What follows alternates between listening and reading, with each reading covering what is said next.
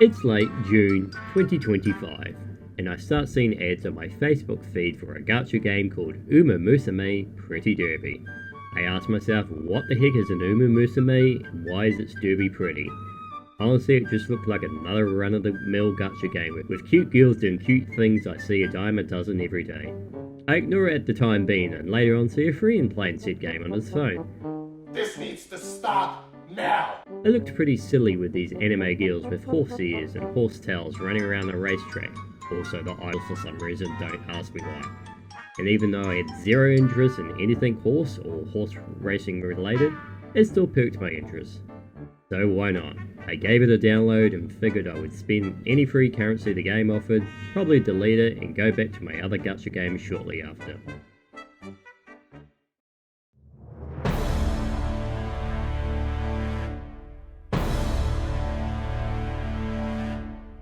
That obviously did not happen. I grew attached to these silly horse girls, training them, racing them, cheering them on and watching their stories through the 3 years of the career mode. Around the same time, I then found out that Uma Musume Pretty Derby is a multimedia franchise and started to watch the anime. This video isn't really focusing on this, but I wanted to bring it up for an important reason. Season 1 is widely regarded as its weakest season. It follows Country Bumpkin's special week and her new idol, Salad Suzuka. Okay, I don't know why their names are so silly. And their stories through the Twinkle series to earn the title of Best Horse Girl in Japan. Okay, sure, I guess. She then joins Suzuka's new team, Speaker, who's led by this weirdo trainer, and 3 other horse girls, Goldchip, Daiwa Scarlet, and Vodka. Honestly, one's a total goofball and the other 2 just like arguing with each other. We're introduced to a very long cast of other Uma Musume, and long story short, the girls rise, sad things happen, and Special Week wins her a big race at the end of the season. The animation isn't anything special, hilarious pun, and it sometimes looks a little goofy, but it was still a good watch. Then I watched Season 2, which focused on Tako Teo Majiro McQueen, who we briefly saw in the previous season, that had joined Team Speaker. Now, it was around this time I started getting more interested in the series as a whole and started googling and researching about these silly horses, and finding out that every horse girl, or Uma Musume, is based on a real-life famous racehorse, and its story, personality, career, and even appearance is based on its real-life counterpart and jockey. 馬娘彼女たちは走るために生まれてきた時に数奇で時に輝かしい歴史を持つ別世界の名前と共に生まれその魂を受け継いで走るそれが Yes, that random little tidbit at the beginning of every season you might just gloss over as precisely referencing this fact. Cygames, the creator of the franchise, had to personally ask permission from every single horse's owner whether the horse was still alive or not to be put into the game, and usually without the owners asking for a fee, which is honestly kind of amazing, and it felt like it gave everything in the game and anime more emotional impact. And boy, did Season 2 of the anime shove a lot more emotional weight into it, with Toko's multiple fractures, McQueen's injury, and Toko's final triumph in the last race. Goldship was still being herself, and Daiwa, Scar, and Vodka were, you know, bickering as usual. Also Raishao, my precious little thing. But remembering that all these Uma Musume are based on legendary racehorses, surely there was no way this all happened for real. Right? Right?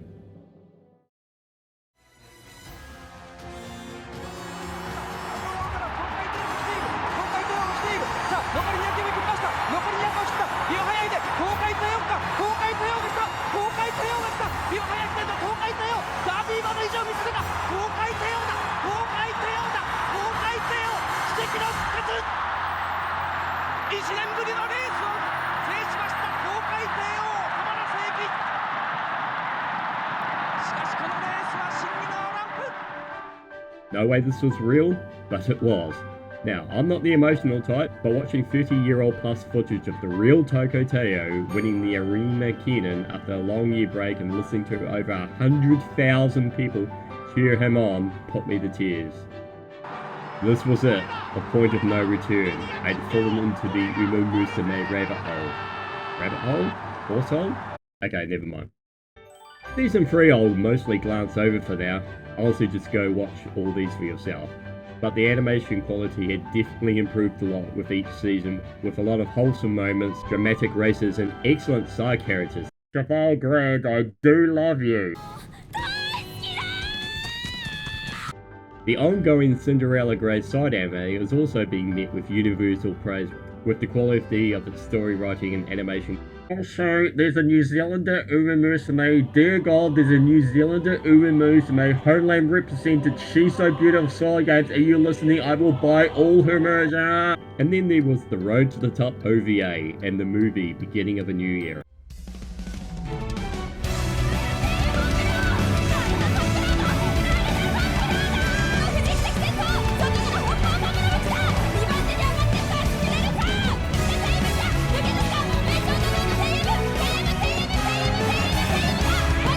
But I might talk about these another day. Now, before actually talking about the main topic of this video, we need to briefly talk about the grading system for international horse racing. Real life race horses? Again, I can't emphasize enough that I come back to YouTube to talk about this. In Japan, are divided into different grades according to the horse's age, sex, and past results, along with a couple of races that are based on fan base. Starting with open races and going to graded ones with G1 being the highest. The thousands of horses that are registered every year, very few enter a G1, let alone winning one. Winning is just a single G1 race, of which there are only 24 turf races a year, with some only eligible to be entered once ever in a horse's career. Important, we'll come back to that. Or place this horse as an all-time great, with even fewer legendary horses winning more than one. Now, I hope you were paying attention, because it's now time for a pop quiz. Now, between the Season 1 main characters, the Season 2 main characters, the village idiot, and the two that don't seem to get tired of each other's guts, who do you think in TeamSpeak won the most G1 races in their real-life career? This one? This random side character? This Uma that has a grand total of... wait, let's watch her entire dedicated race footage in the anime and play.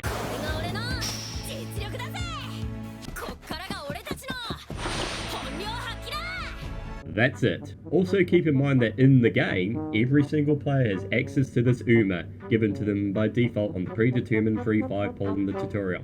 So surely this Uma's career was equally as uninspiring as her role in the series. She was anything but.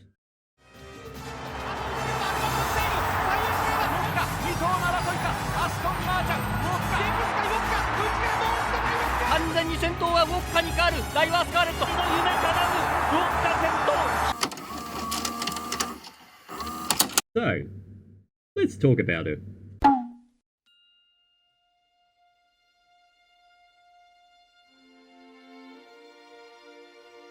Vodka was born as a dark brown mare in Shizune Hokkaido. I apologize in advance for butchering any names in this video.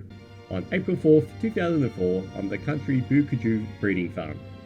Her dam was Tanio's sister, while her father was Tanio Gimlet, a G1 winner of the Tokyo Derby. Gimblet's father was a horse named Brian's Time, of which, if that name also sounds familiar, was also the father of the Triple Crown winner Nadia Bryan, also may own a Top Gun.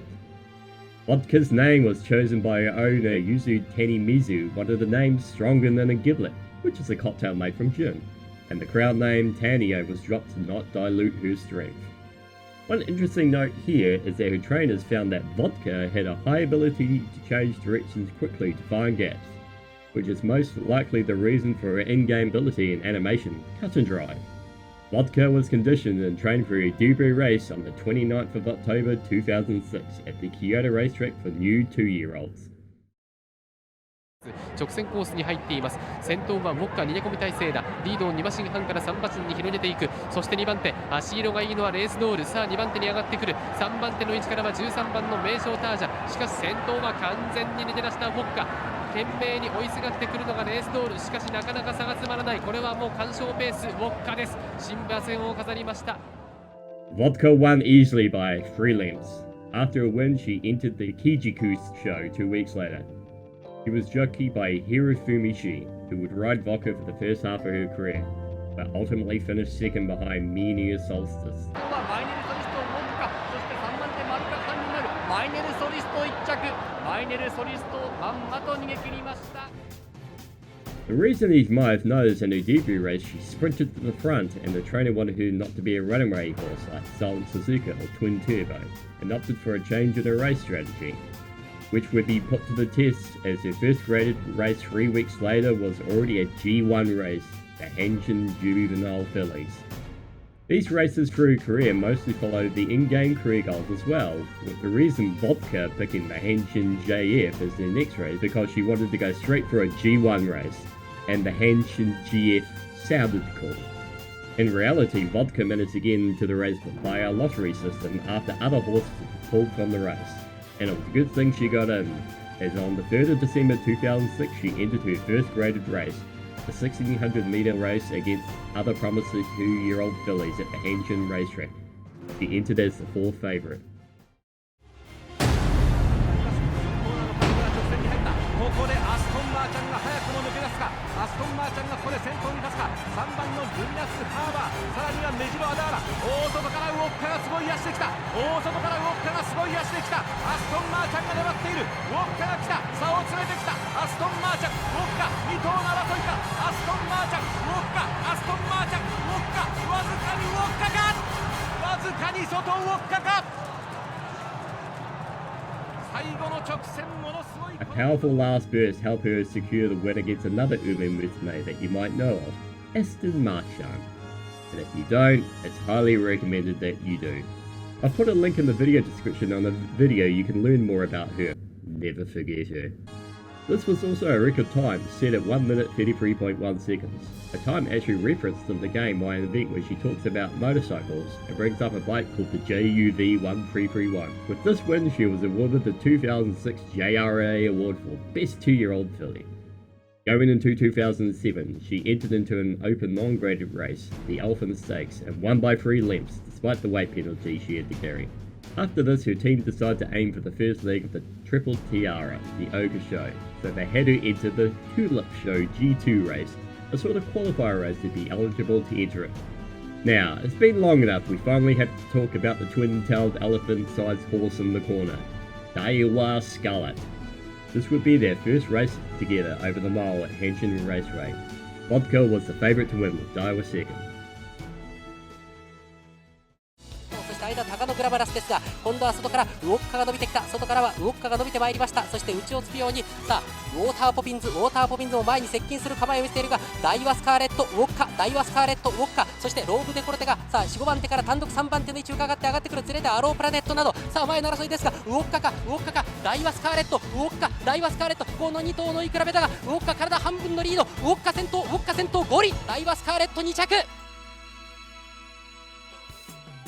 It was a full 6 lengths between these two in 3rd place, but Vodka held on and won by a neck for a 3rd consecutive win. Now the interesting thing to note here is that Daiwa Scarlet's trainer, a man called Kunihide Matsuda, was actually the same guy who trained Vodka's own trainer and her father, Hanio Gimlet. And boy was he not going to let this get brushed under the carpet, declaring Vodka's Daiwa rivals there and then. And with a fiery convention under his belt, he brought Daiwa Scarlet to the Oka Show a month later to get revenge on her new rival, Vodka.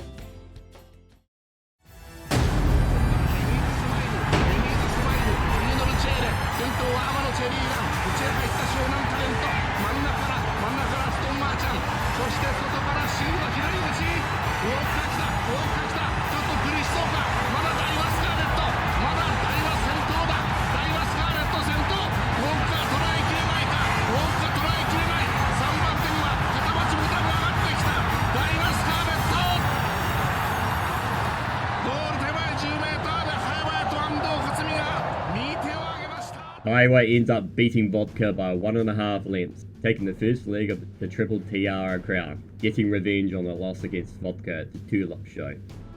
But at this point in their career, Vodka's team were actually toying for the idea to enter Vodka in the Tokyo Yushin, also known as the Japanese Derby. Now, normally fillies would aim for the next leg of the Triple Tiara crown, the Yushin Henda, or known as the Japanese Oaks, which is exclusively open to only fillies. But Vodka's father, Tanya Giblet's one G1 victory in her career just happened to be, you guessed it, was the Japanese Derby. And Vodka's owners believing she had the aptitude to compete with a field of colts. In the end, Vodka's owner Tanimizu gave the decision to her trainer Katsuhiko Cody for what race for Vodka to enter, and ultimately decided to go for it and entered Vodka into the Japanese Derby. At this point in the game, Vodka asks what Nadia Bryan what race she should enter, someone that Vodka looks up to.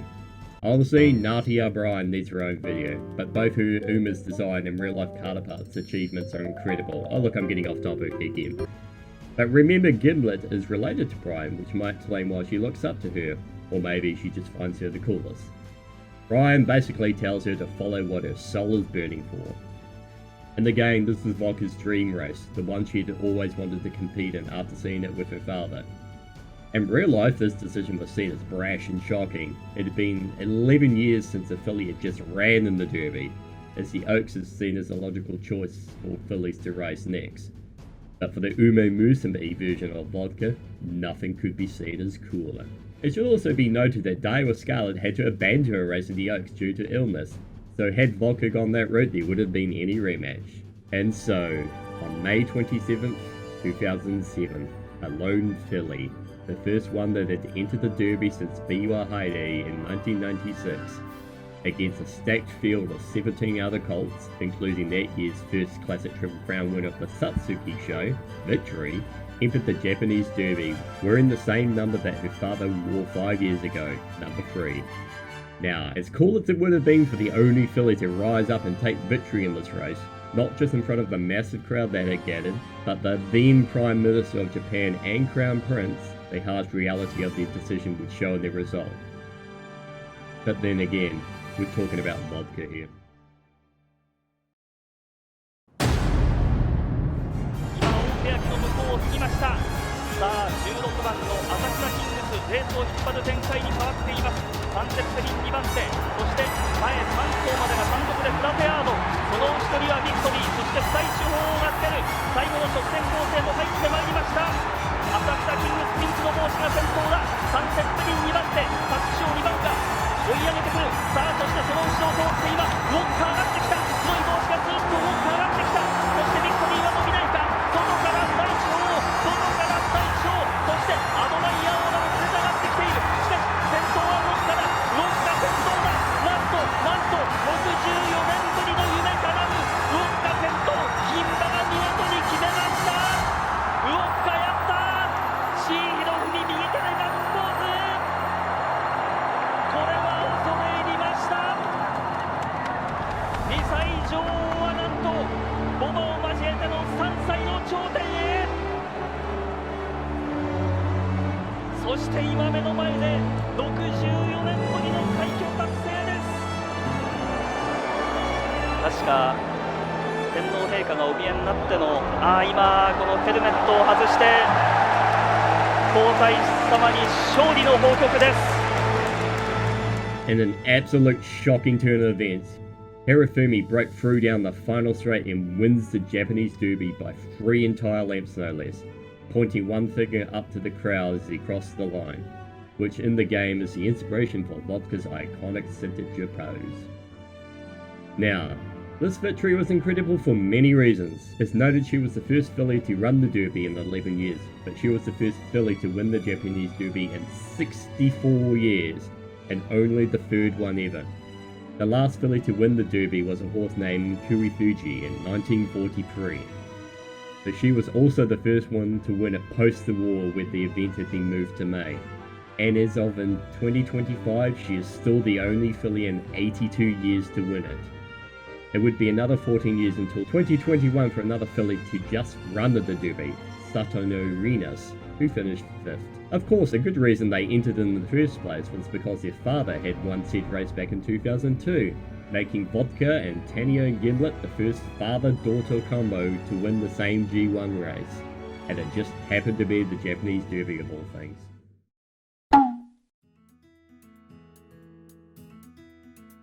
Riding the high, Vodka's owners wanted her to enter in the Prix de Prix de l'Arc de Triomphe. A famous yearly race in France that no horse in Japan has ever won. To get her ready for the overseas expedition, they entered Vodka in the Takarazuka Kenan that June. It is one of two G1 races of the calendar where the majority of entries is determined by fan votes, along with the Arima Kenan. Vodka was the favourite to win, but was unable to push on the inside on the final spurt and finished 8th. 先頭アドマイヤムーン勝ったアドマイヤムーン左手を大きく上げました岩田康成アドマイヤ Despite the result, they were still planning to ship her to France, but unfortunately she developed laminitis, an inflammation of the sensitive tissues in the right rear leg, and the trip was cancelled. In the game, this is portrayed as her injuring her leg at the airport, and her trip is canned. Fast forward to October, and the final leg of the Triple TR Crown was approaching. Vodka had recovered from her injury and was ready for another battle with her rival, Daiwa Scarlet. Despite the rough year since the Derby, she was still the favourite to win. 直線を向いた切れ味勝負先頭はダイワスカーレットだダイワスカーレット踏ん張るか間をついてレインダンス外からダービー馬が襲ってくるウォッカが来た走れるか残り100ダイワ粘るか外からレインダンスさらにはウォッカベルラレイヤようやく4番手まで上がってくるダイワスカーレットダイワスカーレット2冠達成ダイワスカーレット2冠達成牝馬最強世代の頂点はダイワスカーレット G1 の舞台でまたしてもウォッカを破りました While it was a very close finish, ultimately Daiwa Scarlet was victorious on this occasion, winning the Shuka Show and becoming a double crown winner. Things had been going a little rough with Vodka since the Derby and weren't about to get better anytime soon. Ongoing health issues forced her to be scratched on the Queen Elizabeth II Cup, which is actually brought out at this point in Daiwa Scarlet's career in this game for a race, which she ultimately ended up winning. Despite still displaying mild health issues, she was still entered in that year's Japan Cup, where she finished a respectable 4th.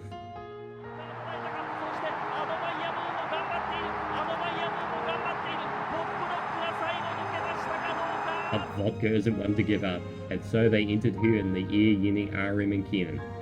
Now, if you're familiar with the game, this race will need no introduction. At 2,500 metres long, this would be Vodka's longest race distance yet, and the 4th matchup with Daiwa Scarlet.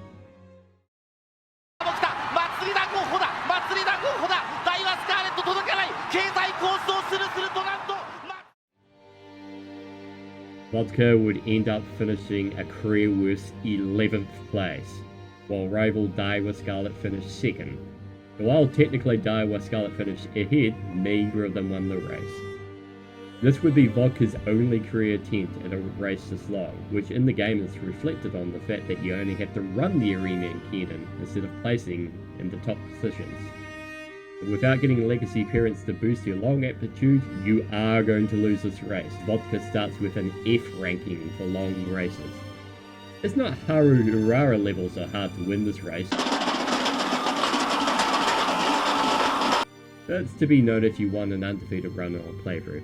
So while the first half of 2007 was incredible for Vodka, everything after the Derby had not been so, as rival Daiwa Scarlet also ends up winning the JRA award for Best 3-Year-Old Filly in 2007, though she did get an award for achievements in the Japanese Derby that year. Enter 2008, and things weren't going to get any better for Vodka. 2 months after the devastating 11th place at the Arima Kenan, Vodka enters her next race, the G2 Kyoto Kenan. 外からウォッカ一緒にアドマイヤ富士内からはドリームパスポートアドマイヤオーラ知れていますアドマイヤオーラアドマイヤ富士ドリームパスポート Even though she only finished 6th in this G2 race, plans were still made to finally get Vodka to race overseas. And so a month later, Vodka enters her first overseas race, the G1 Dubai Duty Free, a 1,777 metre turf race at the Nadia Shiba racecourse. It should be noted at this point that Vodka's jockey would be changed to a name you should all know if you have any interest in real-life Japanese horse racing, the one and only legendary Yutaka Take. If there's a famous Uma in the game, there's a good chance this was the jockey responsible for their success. Floral Pegasus second. Sea Change gets room on the rail. Vodka Deeper out. Dargina behind them. Then Archer Penko and Bullish Luck taken to the outside. 300 metres left to go. JPEG under pressure. Vodka joins in. Dargina gets a run through in the centre. Sea Change on the rail with Floral Pegasus. Floral Pegasus, Sea Change, Dargina, JPEG, Vodka on the outside. Dargina just in front. JPEG kicking again. JPEG and Dargina. JPEG the outside. Being only a month since their last race and having to be shipped overseas in that time, Vodka ends up just short of the leaders, finishing 4th place. After this, Vodka was promptly shipped back to Japan, where 6 weeks later was entered into the Victoria Mile as the overwhelming favourite despite the recent performance, and with Yu Takataki at the helm.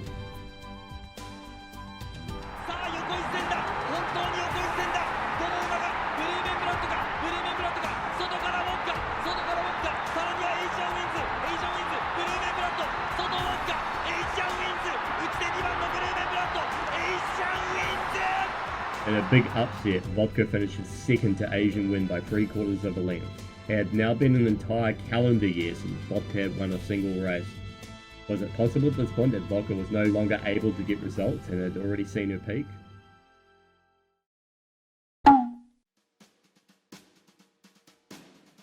Three weeks after Vodka's loss at the Victoria Mile, Vodka was entered into the Yasuda Kinen, a 1600 meter race at Tokyo Racetrack, with the jockey for this race being switched to Yasunari Iwata. Again, despite not having won for over an entire year, she was still placed second favourite. The people and experts still believed that she had what it takes to start winning again.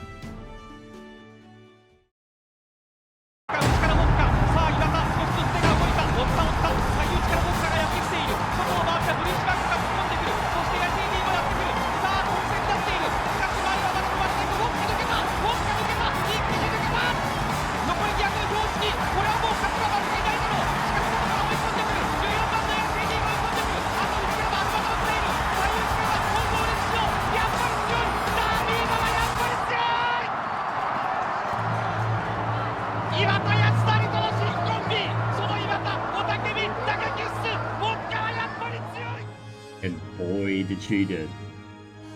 In an absolute show of dominance, Vodka easily wins the Yasuda Kinen by 3.5 lengths. Vodka was back. This was her first victory in over a year and her third G1 win. This was also only the third time a filly had won this particular race. Despite being the overwhelming favourite for that year's Takarazuka Kinen, Vodka did not enter it that year and focused on resting over the summer. 4 months later, she entered another G2 race, the 1800 meter run at the Mainichi Crown.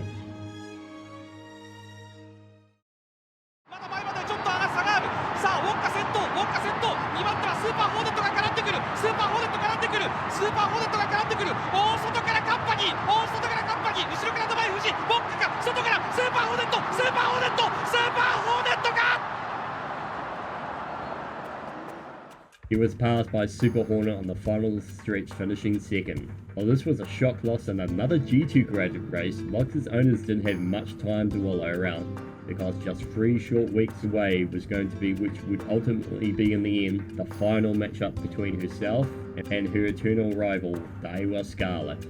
Yes, we finally get to talk about that race. The race that defined their legendary rivalry.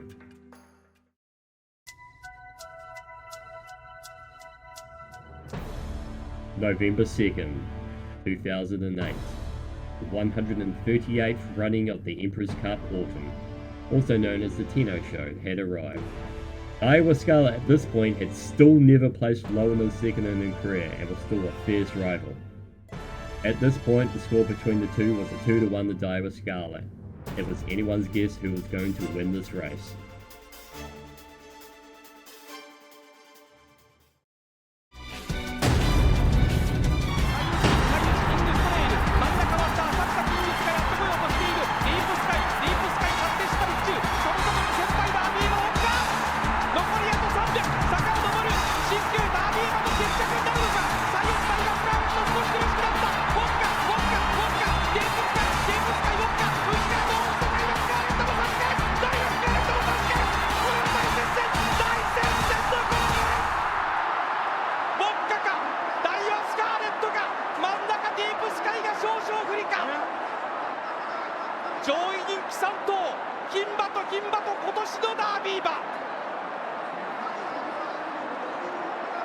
1分57秒2はレコードの赤い文字です。 After 2,000 meters, Diane Vodka had closed the line to the exact nose, with a race record to boot, and it was too close to call at the time. 3 different photos and 13 minutes of deliberation later, the scoreboard finally lit up with the result.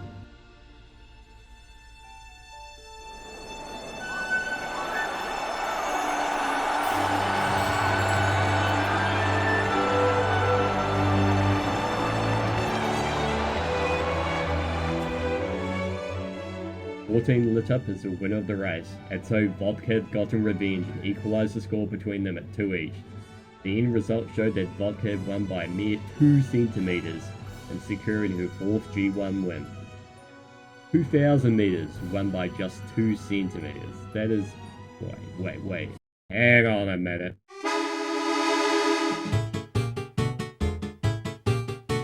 I see what you did there, Cygabes! This was the closest finish in a G1 race ever, only after the 1996 G1 Sprinter Stakes. This was also the first time in exactly 50 years that fillies had finished a 1-2 at the Autumn Keno Show. It was also Yutaka Take's second win in a row at this event. Any concerns that Vodka had after the Mainichi Crown were laid to rest. Vodka had then entered the Japan Cup for the second time as her final race for the year, hoping to improve on last year's result.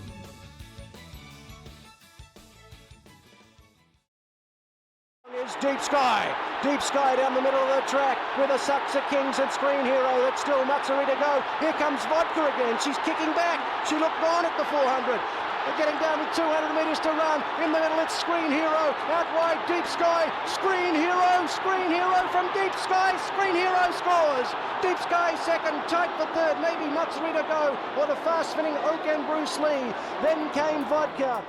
He was only able to muster a respectable 3rd place finish in the end. It seemed that the world's best was just too strong for Vodka to handle, despite the strong finish. But her performance this year was not unnoticed, winning the JRA award for Best 4-Year and Older Horse and also Best Overall Horse of the Year. The last filly to have won this award was another Uma you might be familiar with, Air Groove, back in 1997. And so with a lot of horses, and in-game this is where your senior year would end, with Vodka's last goal race being to win the Autumn Keno Show, retirement is on the cards. Which would actually be true for Daiwa Scarlet, but not before bowing out with an incredible win at that year's RMA Kenan. Vodka would actually continue to race. And so, in 2009, as a 5-year-old mare, Vodka's owners decided it would be a good chance to try another overseas trip to Dubai and had her entered into G2 Jebel Hatta before rerunning the G1 Dubai Duty Free. Side joins in. Ballius, Russian Sage go up to JPEG. Vodka's run out of room. Ballius takes the lead. 70 metres left to go. Ballius forging clear and Ballius wins. Ballius first. Photo for the minors of Vodka. She's giving away 5 lengths. The others are labouring. Gladiatorus in front. 50 metres left to go. Presbys is flashing home from the tail with Alexandros. All too late. Gladiatorus and Ahmed Aketbi is supreme. He finished up 5th in the Jebel Hatta and 7th in the Dubai Duty Free after running out of stamina on the home stretch. Unable to improve on last year's results, she returned home to race locally, despite an offer to continue racing overseas. It's a good thing she did. After arriving back in Japan, Vodka once again entered the Victoria Mile to see if she could still compete at the highest level locally.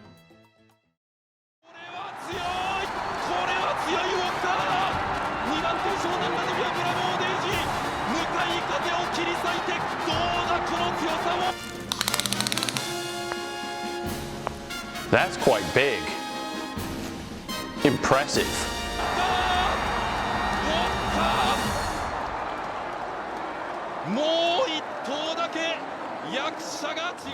A complete blowout. 7 entire lengths between her and second place, giving Vodka her 5th G1 victory, which now tied the most ever won by a filly at the time, Majira Dover.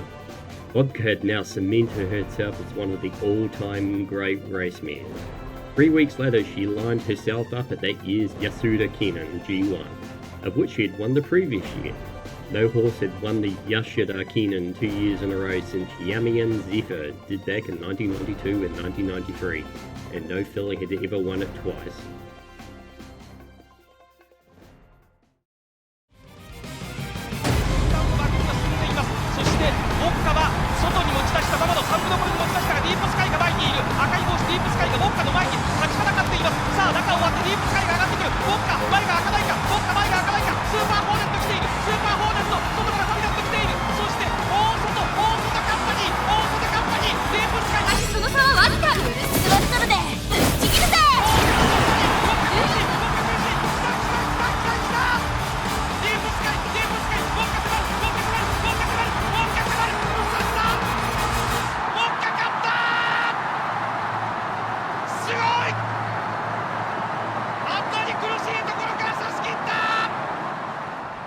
Sixth G1 victory. This was now the all-time record for fillies in the JRA. Vodka took a well-deserved break over the summer of 2009 and returned in the autumn once again to the Mainichi Open G2. After her previous race performances, she was easily the favourite and expected to run away with her victory. But sometimes history likes to repeat itself, and once again she finished second, getting past on the final stretch by Company.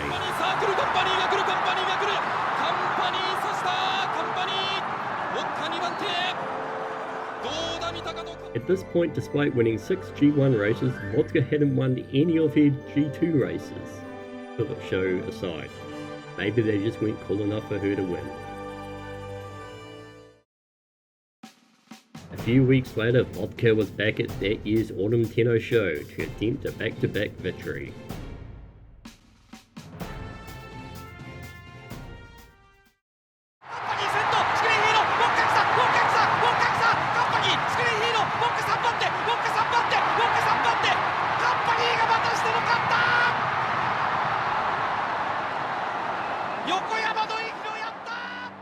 The same horse that had bested Vodka a few weeks prior at the Mainichi Open once again proved victorious over Vodka, winning the Autumn Tenno show while Vodka finished third.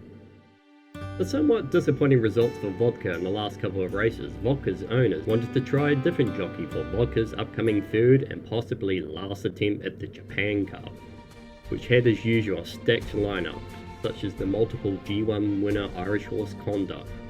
And so Take was replaced by a French jockey, Christophe Lamari. Now, if you don't know this name, you should. As of editing this video, this year's last Classic Crown trophies, the Shuka Show and Kika Show had just been ran, along with the Autumn Tenno show, and who was the man riding all 3 winners? Yep, it was Christopher Lamari. He was also the man who rode to victory many other famous horses, such as Satano Diamond, Armonai, and Equinox, so he was more than qualified for the job. And it was a good thing he was.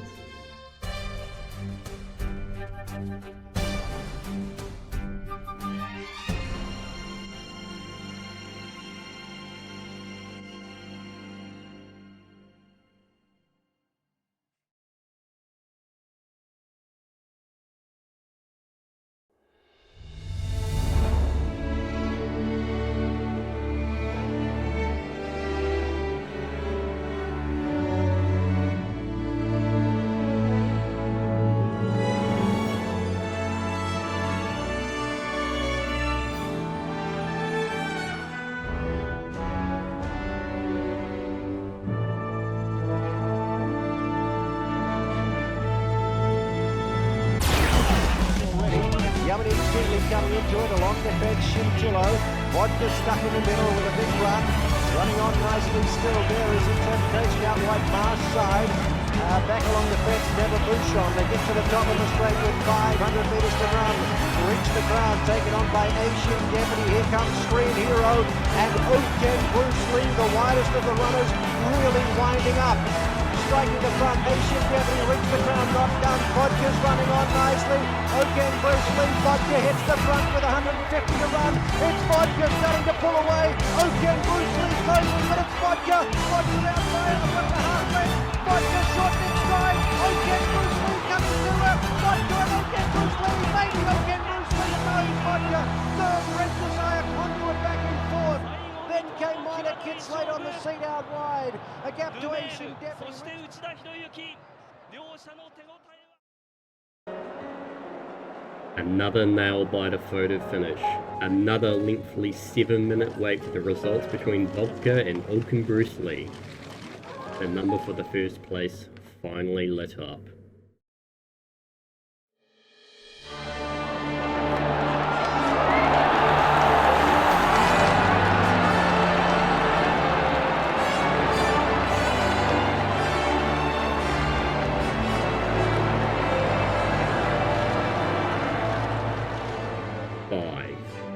It had taken 3 tries, but Vodka had finally reigned supreme over the world's best, if only by a nose.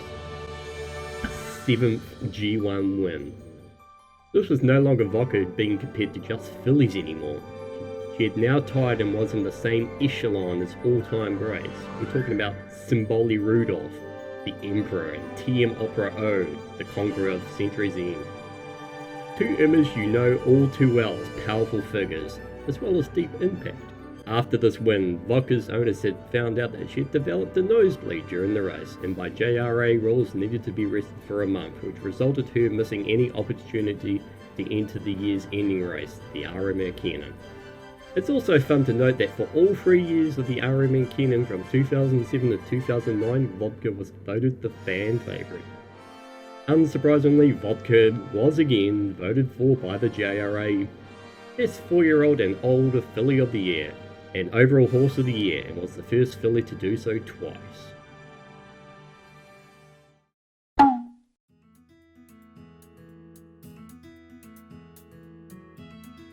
Plans for Vodka's retirement after the 2009 season were put into place, but they decided to prep it once again for the Dubai World Cup with Christopher Lemari at the helm.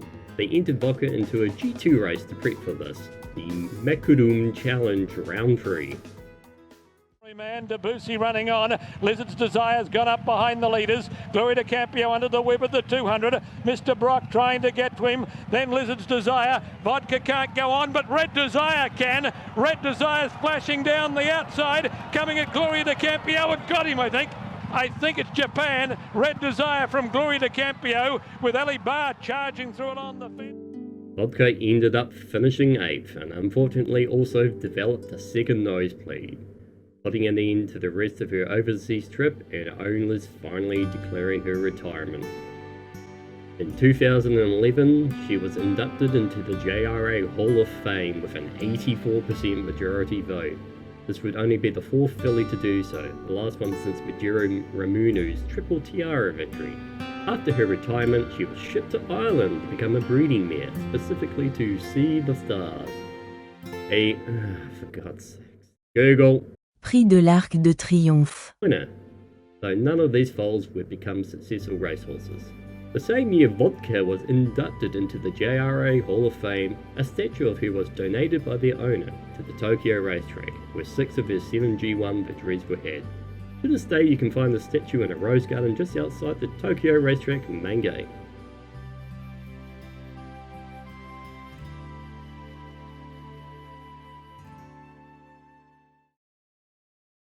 At this point I would love to say that Vodka enjoyed a long and happy retirement for its success, but the world isn't always so kind. In 2019, after being moved to mate with another stallion, they had found that Vodka had developed a fracture in her right hind leg. She was taken to hospital, but found out that once again she had laminitis, the same thing that cancelled her first overseas trip. But this time it was more severe and it was in both of her hind legs. Vodka was euthanized due to the injuries on her legs. She died on April 1st, 2019, 3 days before her 15th birthday.